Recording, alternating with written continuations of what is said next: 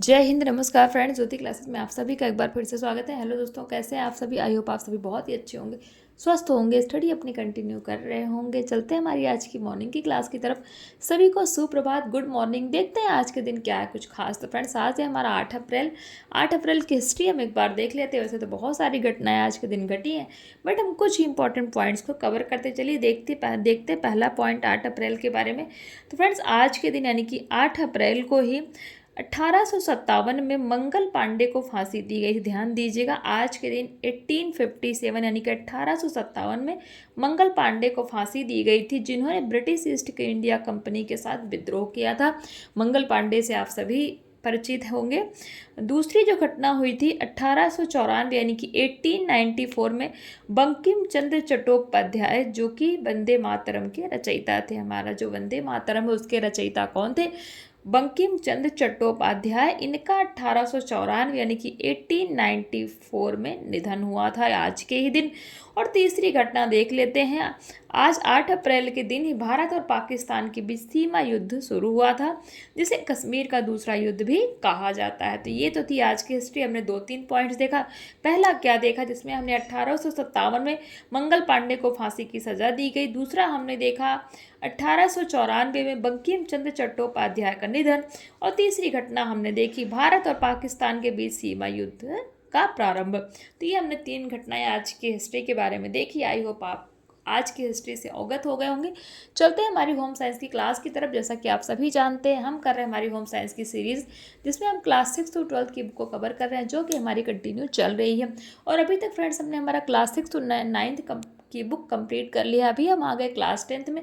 I hope आपने हमारी उन सारी वीडियोस को देख लिया होगा। नहीं देखा है तो प्लेलिस्ट में जाके वहाँ से वीडियोस वॉच आउट करके अपने सारे ही कॉन्सेप्ट आप क्लियर कर सकते हैं, क्योंकि हमने हर एक टॉपिक को बहुत ही डिटेल में कवर किया है। और इतने डिटेल में फ्रेंड्स पढ़ने का हमारा एक ही उद्देश्य है कि एक बार आप इस होम साइंस की सीरीज को देखिए, ताकि होम साइंस से रिलेटेड कोई भी डाउट आपके माइंड में ना रह जाए। चाहे आप किसी भी क्लास के लर्नर्स हैं, किसी भी कहीं भी स्टेट के आप कॉम्पिटिटिव एग्जाम की तैयारी कर रहे हैं, साथ ही किसी भी फील्ड में होम साइंस से अपना करियर देख रहे हैं, सभी के लिए सीरीज़ काफ़ी हेल्पफुल होने वाली है। तो चलिए चलते हैं हमारी आज की क्लास की तरफ। अगर आप चैनल पर नए आए हैं तो चैनल को सब्सक्राइब करके बेल आइकन प्रेस अवश्य कीजिए, ताकि जब भी वीडियो अपलोड हो आपके पास नोटिफिकेशन पहुंचे। और इन वीडियोस को ज़्यादा से ज़्यादा अपने दोस्तों के साथ भी शेयर कीजिए, ताकि वो भी हमारी इस सीरीज़ के साथ जुड़ के इस सीरीज़ का लाभ उठा सकें। और अपनी राय भी फ्रेंड्स साथ ही साथ हमें कमेंट के माध्यम से अवश्य बताया करें, क्योंकि आपका हर एक रिस्पॉन्स हमारे लिए बहुत महत्वपूर्ण होता है। तो देखते हैं हमारी आज की क्लास में हम क्या पढ़ने वाले हैं। ये तो हमने कुछ थोड़ी बहुत बातें कर ली आज की हिस्ट्री के बारे में, और थोड़ा बहुत अपनी सीरीज़ के बारे में। आप क्लास पे चलते हैं। तो आज फ्रेंड्स हम करेंगे क्लास 10th का होम मैनेजमेंट, एक ब्रांच है हमारा, उसका हम जो है टॉपिक 5th, या आप इसको अध्याय 5 भी, चैप्टर 5 भी बोल सकते हैं। क्या? गृह गणित यानी कि होम मैथमेटिक्स के बारे में आज हम पढ़ेंगे, जो किसके अंतर्गत आता है? गृह प्रबंधन यानी कि होम मैनेजमेंट के अंतर्गत आता है। अभी हमने 3-4 पॉइंट्स यानी कि 3-4 टॉपिक पढ़े होम मैनेजमेंट के। वो कौन कौन से पढ़े, आई होप आप सभी को याद होगा। मैंने 2-3 बार रिपीट किया। आज आप कमेंट करके बताएंगे कि वो 4 टॉपिक हमने कौन कौन से होम मैनेजमेंट के अंदर पढ़े हैं। तो 5वां देखते हैं हमारा, जो होम मैनेजमेंट के अंतर्गत ही आता है, गृह गणित। तो गृह गणित के बारे में आज हम पढ़ेंगे। इसको स्टार्ट करने से पहले एक बार प्रीवियस क्लास का रिविज़न कर लेते हैं फ्रेंड्स। प्रीवियस क्लास में हमने किया था, हमारा जो हमने चौथा टॉपिक पढ़ा था, घर की सजावट, होम डेकोरेशन। उससे रिलेटेड कुछ क्वेश्चन आंसर्स की प्रैक्टिस। आई होप आपने उन क्वेश्चन आंसर्स की जो भी हमने प्रैक्टिस की उस वीडियो को देखा होगा। अगर देखा होगा तो घर की सजावट से रिलेटेड सारे ही डाउट्स आपके क्लियर हो गए होंगे। नहीं देखा है तो प्लेलिस्ट में जाके उन वीडियोस को वॉच आउट करके अपने कॉन्सेप्ट को क्लियर कर सकते हैं और जुड़ सकते हैं हमारी सीरीज के साथ। तो ये तो थी हमारी प्रीवियस क्लास। स्टार्ट करते हैं गृह गणित। गृह गणित में हम पढ़ने क्या वाले हैं, एक बार देख लेते हैं। इसमें हम गृह गणित का महत्व एवं आवश्यकता जानेंगे, माप तौल की मैट्रिक पद्धति जानेंगे, दशमलव के बारे में सीखेंगे, दशमलव संख्याओं को जोड़ना, दशमलव संख्याओं को घटाना, दशमलव संख्याओं की गुणा, दशमलव संख्याओं का भाग, प्रतिशत, लाभ व हानि, साधारण ब्याज। यानी कि ये सारे ही पॉइंट्स हम किसके अंतर्गत कवर करेंगे? गृह गणित के अंतर्गत कवर करेंगे। चलिए स्टार्ट करते हैं। मनुष्य द्वारा किए जाने वाले विभिन्न दैनिक कार्यों में संख्याओं का प्रयोग किया जाता है तथा इन संख्याओं से संबंधित विभिन्न प्रकार की सरल और जटिल गणनाएं गणित के अंतर्गत आती हैं। अतः वह विषय जिसके अंतर्गत गणनाओं का अध्ययन किया जाता है गणित कहलाता है। वह गणित जो घरेलू आवश्यकताओं एवं गृह व्यवस्था संबंधी कार्यों की पूर्ति में सहायक होता है उसे ही गृह गणित कहते हैं। उदाहरण, घर का बजट बनाना, आय व्यय का विवरण, वस्तुओं के मूल्य की गणना करना, धोबी के कपड़े गिनकर देना तथा धुलाई व्यय की गणना करना, दूध का हिसाब और सिलाई कार्य में नाप लेने व लिखने आदि सभी कार्य गृह गणित के अंतर्गत आते हैं। अतः गृह गणित में अंकों को जोड़ना, घटाना, गुणा, भाग, लाभ, हानि और ब्याज आदि ज्ञान को सम्मिलित किया जाता है। अब देख लेते हैं गृह गणित का महत्व एवं आवश्यकता क्यों पड़ती है। गृह गणित का छात्राओं एवं गृहिणियों के जीवन में विशेष योगदान होता है। गृह गणित के प्रयोग से आय व्यय की पूर्ण जानकारी, व्यय की मदों, भुगतान, लेनदारी व देनदारी का व्यवहारिक ज्ञान प्राप्त होता है। साथ ही व्यय पर नियंत्रण व धन के लेन देन में ठगे जाने से बचा जा सकता है। गृह गणित की आवश्यकता एवं महत्व को निम्नलिखित बिंदुओं द्वारा स्पष्ट किया जा सकता है। देखते हैं इनकी आवश्यकता एवं महत्व से रिलेटेड कुछ बिंदुओं के बारे में। नंबर 1 है छात्राओं के लिए महत्व। गृह गणित की छात्राओं को अर्थव्यवस्था, आहार एवं पोषण विज्ञान, वस्त्र विज्ञान आदि का अध्ययन करना होता है। इन समस्त विषयों के अध्ययन हेतु विभिन्न प्रकार की गणनाओं की आवश्यकता होती है। इन आवश्यकताओं की पूर्ति के लिए गृह गणित का ज्ञान होना आवश्यक होता है। गणित के ज्ञान के अभाव में गृह विज्ञान का व्यवस्थित अध्ययन संभव नहीं है। दूसरा पॉइंट है गृहिणियों के लिए महत्व। घरेलू कार्यों में बजट बनाना, आय व्यय का हिसाब रखना, दूध, सब्जी, राशन आदि का हिसाब रखना तथा उनकी कीमत अथवा मूल्य के अनुसार भुगतान करना आदि कार्य आते हैं। इन सभी कार्यों हेतु गणितीय गणनाओं की आवश्यकता होती है। अतः इन सभी कार्यों को सुचारू रूप से करने हेतु गृह गणित का ज्ञान होना प्रत्येक गृहिणी के लिए अति आवश्यक है। तीसरा पॉइंट देख लेते हैं गृह अर्थव्यवस्था में भी गृह गणित क्या है, सहायक होती है। देखते हैं किस तरह। गृह अर्थव्यवस्था के संचालन का कार्य मुख्यतः गृहिणियों पर ही होता है। गृह अर्थव्यवस्था को सुचारू रूप से चलाने के लिए आय के अनुसार पारिवारिक बजट तैयार करना तथा परिवार के सभी सदस्यों की आवश्यकताओं की पूर्ति के लिए उसकी आवश्यकताओं को प्राथमिकता के आधार पर वर्गीकृत कर व्यय का प्रावधान करना आवश्यक होता है तथा साथ ही आकस्मिक व भावी आवश्यकताओं के लिए बचत के प्रावधान भी किए जाते हैं। गृहिणियों के इन समस्त कार्यों को करने के लिए साधारण गणनाओं, ब्याज व लाभ हानि का ज्ञान होना आवश्यक है जो गृह गणित के अंतर्गत आते हैं। अतः गृहिणियों द्वारा अर्थव्यवस्था को सुचारू रूप से संचालन में गृह गणित का विशेष महत्व होता है। तो आपने देख लिया गृह गणित का उद्देश्य एवं महत्व। अब देखते हैं माप तौल की मैट्रिक पद्धति देखते हैं। फटाफट स्टार्ट करते हैं। देखिए मैट्रिक पद्धति के अनुसार विभिन्न क्षेत्र माप तौल के लिए प्रयोग की जाने वाली प्रमुख इकाइयाँ हो, जैसे लंबाई, जैसे कपड़े, सड़क या किसी व्यक्ति की लंबाई हम किसकी नापते, किसी सड़क की, किसी कपड़े की, किसी व्यक्ति। लंबाई की मुख्यतः इकाइयों के रूपांतरण निम्नलिखित से, जैसे 1 किलोमीटर इज इक्वल टू कितना होता है 1000 मीटर, यानी कि 1 kilometre is equal to 1000 metre. 1 foot is equal to 12 inch. 1 गज is equal to 3 foot equal to 36 inch. ध्यान दीजिएगा 1 गज में कितना होता है 3 फुट और 3 फुट के बराबर कितना होता है 1 इंच। अब 1 मीटर में 100 सेंटीमीटर यानी कि 100 सेंटीमीटर, 1 इंच में 254 सेंटीमीटर होता है। 1 मील में 1609 यानी कि 1609 मीटर होता है। ये आपको पता होना चाहिए, बहुत ही इंपॉर्टेंट है। इसके अतिरिक्त लंबाई की कुछ अन्य इकाइयों के रूपांतरण निम्नलिखित, जैसे 1 किलोमीटर इज इक्वल टू, ध्यान दीजिएगा 1 kilometre is equal to 10 hectometre. 1 hectometre is equal to 10 decametre. ध्यान दीजिएगा 1 किलोमीटर इज इक्वल टू कितना हो जाता है 10 हेक्टोमीटर और 1 hectometre is equal to 10 decametre. 1 decametre is equal to 10 metre. 1 metre is equal to 10 decimetre. 1 decimetre is equal to 10 centimetre. 1 centimetre is equal to 10 millimetre. ध्यान दीजिएगा ये बहुत मतलब आज के समय में वैसे तो हेक्टर डेका चलते नहीं है, बट एग्जाम में फिर भी पूछ लिया जाता है। ये तो हमने देख लिया किसके अनुसार, लंबाई के अनुसार। अब तौल में देखते हैं। तौल जैसे सब्जियों, शक्कर आदि के हम जाते हैं ना बाजार में, तौल के हमें दिया जाता है। जब भी हम कुछ भी खरीदते हैं तो वेट किया जाता है, तो वेट की कुछ इकाइयाँ देख लेते हैं। Number 1 kilogram, quintal, metric ton, इन्हीं में हम वेट करते हैं। 1 kilogram is equal to 1000 gram, आप सभी परिचित हैं। 1 quintal is equal to 100 kilogram. ध्यान दीजिएगा 1 क्विंटल में कितना आता है? 100 किलोग्राम आता है। 1 मीट्रिक टन में कितना आता है? 1000 किलोग्राम आता है। इट मीन्स वेट की सबसे बड़ी इकाई कौन सी है? Metric ton. और लंबाई की सबसे बड़ी इकाई कौन सी है बताइए?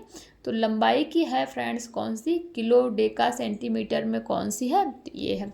अब चलते हैं क्वेश्चन नहीं, तीसरे पॉइंट पे, मात्रा। जैसे दूध, तेल आदि की मात्रा की मुख्य इकाई है लीटर। तो litre, 1 litre is equal to 1000 millilitre, और 1 लीटर इज इक्वल टू, ध्यान दीजिएगा, 1 litre is equal to 1000 millilitre, 1 litre is equal to 100 centilitre भी होता है। इसके अतिरिक्त मात्रा के कुछ अन्य इकाइयों के रूपांतरण निम्नलिखित होते हैं। Number 1, 1 kilolitre is equal to 10 hectolitre, और 1 hectolitre is equal to 10 decalitre. 1 decalitre में 10 लीटर होता है, 1 लीटर में 10 डेसीलीटर होता है, 1 डेसीलीटर के बराबर 10 सेंटीलीटर होता है, और 1 सेंटीलीटर इज इक्वल टू कितना होता है? 10 मिलीलीटर होता है। इन सारी इकाइयों को आप याद कर लीजिए, बहुत ही इंपॉर्टेंट है। भले आज के डेट में डेका हेक्टो का इसका प्रयोग हम नहीं करते, डेसी का, बट एग्जाम्स में पूछ लिया जाता है। चौथा देखते हैं क्षेत्रफल, जैसे वॉल्यूम, एरिया निकालना। एरिया आप समझते हैं ना, मैथ पढ़ते हैं, तो एरिया देख लेते हैं। क्षेत्रफल, जैसे किसी स्थान के क्षेत्रफल की मुख्य इकाइयों के रूपांतरण, वो 1 एकड़ इज इक्वल टू कितना होता है? 4047 वर्ग मीटर। 1 एकड़ में कितना होता है? 4840 वर्ग गज। ध्यान दीजिएगा, 1 एकड़ अगर आपसे पूछा जाए कितना वर्ग मीटर होता है, तो आप क्या बोलेंगे? 4047 वर्ग मीटर। और 1 एकड़ में कितना गज होता है? तो 4840 वर्ग गज। 1 वर्ग किलोमीटर कितना होता है? 100 हेक्टेयर। और 1 वर्ग किलोमीटर कितना होता है? 10 की पावर 6 वर्ग मीटर। ध्यान दीजिएगा, 1 वर्ग किलोमीटर 10 की पावर 6 वर्ग मीटर। अब दूसरा देख लेते हैं, वस्तुएं। जैसे बहुत सारी वस्तुएं हो गई, पेन हो गया, अलमारी आदि की जो हम करते हैं, वस्तुओं की मुख्य इकाई का रूपांतरण निम्नलिखित से। दर्जन, दर्जन में कितनी हो? दर्जन का मतलब 12। जैसे हम केला लेते हैं ना, 1 दर्जन में कितने केले होते हैं? 12 केले होते हैं। तो आप समझ सकते हैं दर्जन का मीनिंग। उदाहरण, एक कपड़े की लंबाई 6 फुट है, उसकी लंबाई इंच में ज्ञात कीजिए। तो हल हो जाएगा, 1 फुट इज इक्वल टू, हमने कितना पढ़ा था? 12 इंच। तो 6 फुट की इन्होंने पूछा ना, तो 6 को हम क्या कर देंगे? 12 से मल्टीप्लाई कर देंगे। तो 12 छंग 72, यानी कि 72 इंच हो जाएगा। तो कपड़ा की लंबाई 72 इंच हो गई। उदाहरण 2 देख लेते हैं, 5 किलोमीटर 5 डेकामीटर को मीटर में बदलिए। ध्यान दीजिएगा, 5 किलोमीटर और 5 डेकामीटर को मीटर में बदलिए। तो 1 kilometre is equal to 1000 metre. 5 kilometre is equal to 5 into 1000 metre, तो कितना हो जाएगा? 5000 मीटर। और 1 डेकामीटर हमने कितना पढ़ा था? 10 मीटर। तो 5 डेकामीटर इन्होंने पूछा ना, तो 5 डेकामीटर इज इक्वल टू कितना? 50 मीटर। तो अब क्या हो जाएगा? 5000 metre plus 50 metre is equal to 5050 metre. देखिए कितना इजी है। तीसरा एग्जाम्पल भी देख लेते हैं, आपको चीज़ें और अच्छी समझ में आएगी। 132 वस्तुओं को दर्जन में बदलिए। यानी कि हमने क्या पढ़ा? 1 दर्जन मतलब 12 नंबर के अकॉर्डिंग। तो 132 वस्तुएं हैं, उनको आप दर्जन में कैसे बदल सकते हैं? तो 12 वस्तुएं इज इक्वल टू 1 दर्जन, यानी कि 12 इज इक्वल टू 1 दर्जन। और 1 इज इक्वल टू 1/12, यानी कि डिवाइड कर देंगे। तो 132 इज इक्वल टू 132 12, यानी कि 12 को हम 11 से काट देंगे, कट जाएगा, तो इस कितना आ जाएगा? 11 दर्जन। तो 132 वस्तुओं, अगर आपके पास कोई 132 वस्तु है, अगर उसको दर्जन में पूछा जाए, 132 वस्तु बराबर कितना दर्जन हो जाएगा? तो वो हो जाएगा आपका 11 दर्जन। आई होप ये चीज़ें आपको समझ में आई होंगी। फ्रेंड्स, गला खराब है, आप बार बार बोल रहे होंगे जुकाम, क्या करूँ, मौसम बहुत ही ख़राब है इधर जहाँ हम रहते हैं, तो प्लीज़ थोड़ा सा कॉपरेट कीजिएगा, इसीलिए मुझे बोलने में थोड़ी समस्या हो रही है। तो ये देखिए, जो क्वेश्चन हमने अभी किए हैं, इनसे रिलेटेड कुछ क्वेश्चंस हैं। जैसे पूछ लिया गया 415.36, ध्यान दीजिएगा, 415.36 मीटर को किलोमीटर में बदलिए। हैं जो 415 मीटर .36 है, उसको मीटर को किलोमीटर में बदलिए। आप बदल सकते हैं। 1 लीटर 5 डेसीलीटर को सेंटीलीटर में बदलिए। और तीसरा है 1 एकड़ में कितने वर्ग गज होते हैं। देखिए आपको आंसर भी दिया हुआ है, बट आप इसको सॉल्व करने की कोशिश करिएगा। तो ये तो हमने देख लिया माप तोल कुछ मैट्रिक पद्धति। अब दशमलव यानी कि डेसिमल देखते हैं, जिसको हम डेसिमल कहते हैं ना, दशमलव को। तो दशमलव एक बिंदु है, आप सभी जानते हैं, जो मुख्यतः संख्याओं में इकाई के बाद दिया जाता है। ये देखिए ऊपर हमने पढ़ा था ना 415 पॉइंट, इसी को दशमलव कहते हैं। दशमलव बिंदु के बाद की संख्याएं दशमलव संख्या कहलाती हैं। जैसे 201.84 को हम 201.84 पढ़ेंगे। दशमलव संख्याओं को जोड़ना।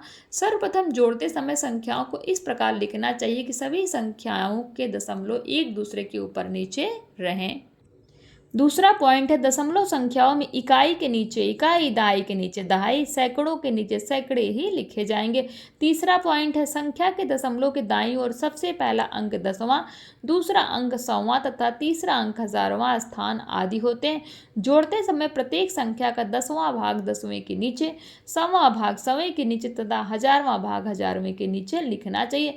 चौथा पॉइंट कहता है यदि इस प्रकार लिखने के पश्चात संख्या के दशमलव के दाईं ओर संख्या छोटी रह जाए तो अगली संख्या के नीचे शून्य लिखते हैं। जैसे आपने लिखा 456, ये लिख दिया, आपको पता चल गया ना। अब 456 और 0, तो यहाँ पे ये 0 क्या है, ये संख्या क्या है, ये संख्या देखिए मैंने क्या लिखा 456 0। तो आप यहाँ 0 के नीचे भी 0 लिख सकते हैं, या फिर 1 है और यहाँ पे कुछ फिर हमने लिखा 452 है, ध्यान दीजिएगा 452, यहाँ पे हमने क्या लिखा था 4560, यहाँ पे लिखा 452, यानी कि जो हमने नीचे का जो नंबर लिखा है उसमें हमने ओनली 3 डिजिट लिखा है, ऊपर के नंबर में 4 डिजिट लिखा है। तो जहाँ पे कुछ नहीं होता वहाँ पे हम 0 लगा देते हैं। आई होप आपको ये चीज़ें समझ में आई होंगी। अब चलते हैं, हाँ कहाँ पे थे हम, दशमलव के दाईं ओर संख्या छोटी रह जाए तो अगली संख्या के नीचे शून्य लिखते हैं, जिससे जोड़ते समय गलती होने की संभावना नहीं रहती। उदाहरण देखते हैं, उदाहरण भी देखिए आपको दिया गया है 9024.45 है किलोग्राम, फिर 321.123 किलोग्राम तथा 94.5 किलोग्राम का योग बताइए। तो ये देखिए 9024.450 किलोग्राम हो गया। अभी इधर देखिए 321.123 हो गया। अब 94.500 हो गया। तो ध्यान दीजिएगा यहाँ इधर ये देखिए ऊपर संख्या क्या है, दशमलव के पहले कितनी संख्या है 4 है, यहाँ दशमलव के पहले 3 संख्या है और यहाँ दशमलव के पहले 2 संख्या है। तो यहाँ पे कुछ नहीं है, तो इसके नीचे हम इस संख्या को बढ़ाते जाएंगे। अब दूसरा उदाहरण भी आप इसी के हिसाब से देख सकते हैं। गृहिणी ने ₹125.50 की शक्कर और 70.45 की सब्जियां व 9 रुपए के पेन खरीदे। बताइए उसने कुल कितने, जैसे हमने आपको बोला भी, हमने पढ़ा भी था। तो देखिए इसी तरह जोड़ा गया है। थोड़ा बोलने में समस्या हो रही है फ्रेंड्स, तो प्लीज़ ध्यान मत दीजिएगा आवाज़ पे, कहीं अगर कुछ मिस भी हो जाता है। अब ये चेक पॉइंट देखिए 5.2 क्या कहता है। इन्हीं से रिलेटेड कुछ क्वेश्चन है, आपको ऐड करने के लिए दिया गया है। इनको आप ऐड कीजिए। 3-4 क्वेश्चन दिए हैं। शोभना ने 2.16 किलोग्राम दाल, 1.5 किलोग्राम चावल, 1 किलोग्राम दलिया खरीदी। बताइए कि शोभना ने कुल कितना सामान खरीदा। तो कुछ नहीं करना, इनको ऐड कर लेना। तीसरा भी आप देख सकते हैं और चौथा भी इस तरीके से दिया गया है कि एक ऑटो पहले घंटे में 45.3 किलोमीटर, दूसरे घंटे में 51.6 किलोमीटर, तीसरे घंटे में 58.875 किलोमीटर तथा चौथे घंटे में 61 किलोमीटर चला। 4 घंटे में ऑटो ने कुल कितनी दूरी की। तो इन सभी को जोड़ लीजिए। देखिए आंसर दिया गया, आपका आंसर आता है, दैट मीन्स ये सही है। दशमलव संख्याओं को घटाना, इसमें कुछ नहीं करना, आप सभी को पता है, सभी को आता है। आज के समय में तो दशमलव घटाना है, आप सभी जानते हैं। तो ये देखिए कुछ उदाहरण भी दिया गया किस तरह दशमलव को आप घटा सकते हैं। कुछ बताने वाली बात ही नहीं है, ये तो बहुत ही ईजी, किसको नहीं आता दशमलव का जोड़ घटाओ। ये चेक पॉइंट देखिए, इसमें कुछ क्वेश्चंस आपको दिए हैं कि दशमलव संख्याओं को आप घटाइए, दशमलव संख्याओं का गुणा, ये भी बहुत ईजी है। ये देखिए जैसे 6.32 गुणे इज इक्वल टू 3.34 है, इज इक्वल टू 14.7888, ये क्या हो जाएगा, इसका गुणनफल आ जाएगा। तो बहुत ही ईजी, इसमें मेरे हिसाब से कुछ बताने जैसा है नहीं, फिर भी कुछ डाउट लगता है तो बताइएगा हमें। तो जब हम 5th क्लास में होते हैं तभी ये सब पढ़ा, 5th से लेकर 6th क्लास तक पहुँचते पहुँचते हम दशमलव संख्याओं का जोड़ घटाव गुणा तो सीख ही जाते हैं, भाग में भले ही थोड़ा टाइम लगता है। अब ये सब उदाहरण दे रखा है आपको दशमलव संख्याओं को, आप कैसे, कुछ नहीं करना, जैसे आप गुणा करते हैं वैसे करिए, बस दशमलव के नीचे दशमलव लगाते चले जाइए, यही करना है इसमें। ये देखिए कुछ क्वेश्चन हैं, आप इनको सॉल्व करिएगा। अगर नहीं सॉल्व होते हैं तो बताइएगा, इन क्वेश्चंस को मैं सॉल्व कराऊंगी। दशमलव संख्याओं का भाग देख लीजिए, ये थोड़ा सा बताने की ज़रूरत है, शायद इसमें लोग कंफ्यूज होते हैं। तो दशमलव संख्याओं का भाग करते समय निम्नलिखित बिंदुओं को ध्यान में रखना चाहिए। क्या, दशमलव संख्या में पूर्णांक संख्या को साधारण भाग की तरह ही भाग करना चाहिए। यदि भाज्य जिसमें भाग देना है दशमलव संख्या है, भाज्य किसको कहते हैं, जिसमें भाग देना है, तो भाग देते समय दशमलव के दाईं ओर की संख्या उतार कर भागफल करने से पहले ही दशमलव लगा देते हैं। दूसरा पॉइंट दशमलव में कहता है, जब भाज्य में भाग पूरा नहीं जाता तब भाग तोड़े बिना ही दशमलव के बाद जितनी बार भी चाहे शून्य लगा सकते हैं। यदि फिर भी संख्या पूरी नहीं कटती है तो दशमलव के पश्चात निश्चित स्थान तक यह क्रिया करके शेष छोड़ देते हैं। तीसरा है, जब निश्चित दशमलव स्थान तक शुद्ध भाग निकाला जाता है तो निश्चित स्थान से एक स्थान आगे तक भागफल निकाला जाना चाहिए। यदि अंतिम स्थान पर 5 या 5 से अधिक संख्या हो तो निश्चित स्थान में 1 जोड़ा जाना चाहिए। यद्यपि संख्या 5 से कम होने पर अंतिम संख्या हटाने से ही शुद्ध मान लिया जाता है। नोट दिया है, यदि 1 से अधिक वस्तुओं का मूल्य ज्ञात हो और एक वस्तु का ज्ञात करना है तो सदैव हम क्या करते हैं, भाग करते हैं। यानी कि जब मेनी हमें पता हो और 1 निकालना है तो आप डिवाइड करते हैं, और 1 पता है और मेनी निकालना है तो हमेशा हम क्या करते हैं, मल्टीप्लाई करते हैं। आपने सभी को पता है ये चीज़ें कि हम गुणा कब करते हैं, कि जब हमें कोई एक दिया है और ज़्यादा निकालना है तो हम गुणा करते हैं उस स्थिति में, और जब हमें ज़्यादा दिया है और एक निकालना है तो हम उस स्थिति में क्या करते हैं, उस स्थिति में हम भाग करते हैं। तो ये देखिए उदाहरण दे रखा है दशमलव संख्याओं को आप कैसे हल सकते हैं। आप इस उदाहरण से काफ़ी हद तक आपको चीज़ें समझ में आ जाएंगी। तो इसमें भी कुछ बताने जैसा है नहीं, बस क्वेश्चन दे रखा है, इसको सॉल्व भी क्या कराना, आप सॉल्व करने की कोशिश कीजिएगा। एक बार ये हमारा सिलेबस कंप्लीट हो जाएगा ना फ्रेंड्स, तो मैंने बोला है ना आपको कुछ चीज़ें हैं, कुछ टॉपिक हैं जिनको आपको मुझे सेपरेटली कराना। जैसे ये गृह गणित हो गया, इसको तो बुक के माध्यम से इसमें तो सब आपको दिख ही रहा है बट इसको ना मैं कुछ क्वेश्चंस बना के खुद आपको सॉल्व कराऊंगी और सॉल्व करके दिखाऊंगी, उससे चीज़ें आपको ज़्यादा समझ में आएंगी। इससे मुझे क्या ही आपको सॉल्व करा के दिखाना, सब दिया हुआ है। ये देखिए इसमें कुछ क्वेश्चंस है, आप इनको सॉल्व कर सकते हैं, इनको भाग करिए, और ये देखिए सबका उत्तर भी आपको दे रखा है। अगर आप भाग करते हैं इनका आंसर सही आता है तो इट मीन्स आप सही जो है डिवीज़न कर रहे हैं, नहीं तो अन्यथा आप नहीं सही कर रहे हैं। अब देख लेते हैं चौथा है हमारा 5वां प्रतिशत, यानी कि परसेंट जिसको हम बोलते हैं। परसेंट से आप सभी अवगत होंगे, सभी ने पढ़ा है, ये सब तो बहुत बेसिक मैथ है। तो प्रतिशत ये देख लीजिए, प्रतिशत ये हम स्टार्ट करेंगे हमारे नेक्स्ट क्लास में हैं, तो थोड़ा सा पढ़ लेते हैं। प्रतिशत 2 शब्दों से मिलकर बना है, प्रति प्लस शत, अतः प्रतिशत का अर्थ होता है प्रति 100। उदाहरण, गरिमा को 75% अंक प्राप्त हुए हैं, तब इसका अर्थ यह है कि प्रत्येक पूर्णांक 100 पर उसे 75 अंक मिले। प्रतिशत प्रदर्शित करने के लिए परसेंट चिन्ह का प्रयोग किया जाता है।